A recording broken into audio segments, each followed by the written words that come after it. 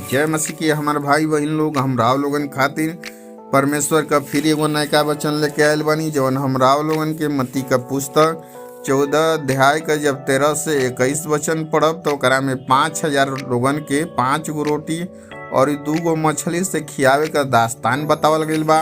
हम राव लोगन की उहे दास्तान सुनावे जात बानी। जब यीशु सुनल तो नाव पे चढ़ के ओइया से कौनो सुनसान जगह एकांत में चल गई ना, और ये लोग इस सुन के नगर नगर से उनकरा पीछे हो गए ना।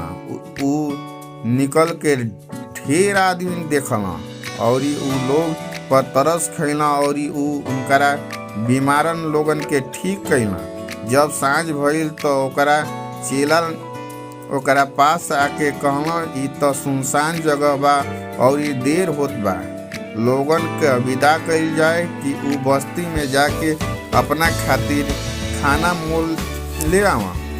यीशु लोगन से कहला, उनकरा जाए के जरूरत नहीं खे, तू ई लोगन के खाए के द। उ लोग यीशु से कहला, एजा हमनी के पास 5 गो रोटी और 2 गो मछली बा, एकरा के छोड़ के कुछ नहीं खे। यीशु चेलन से कहला, ओकरा के हमरा पास ले आवा। तब यीशु सब लोगन के घास पे बैठा के कहला और वो 5 गो रोटी और 2 गो मछली के लेके और स्वर्ग का ओर देखला, धन्यवाद कैला और रोटी तोड़ तोड़ के चेलन के देवे लगना। और चेला सब लोगन खा के तृप्त हो गए और उ लोग बचल टुकड़ा से 12 गो टोकरी भर के उठौना। तो हमारे भाई बहन लोग, आप लोग राव लोग सुनली है जाकि 5 गो रोटी और 2 गो मछली से परमेश्वर 5,000 लोगन के खियौले रहा। इतने ना भाई बहन लोग, और बच्चन और महिला का तो गिनती ना रहे। तो आप लोग समझी जा कि परमेश्वर हमनी का कितना महान बना, हमनी का परमेश्वर सच्चा बना। काहे कि हमनी का परमेश्वर ही ऐसा अद्भुत चमत्कार काम करेला।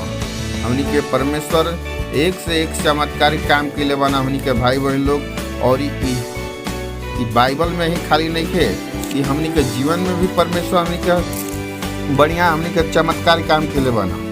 बहुत से बीमारन के चंगा के लिए बना, मुर्दन के जियोले बना, रोगिन के ठीक के लिए बना, लंगड़न के चलौले बना, आनर के देखौले बना।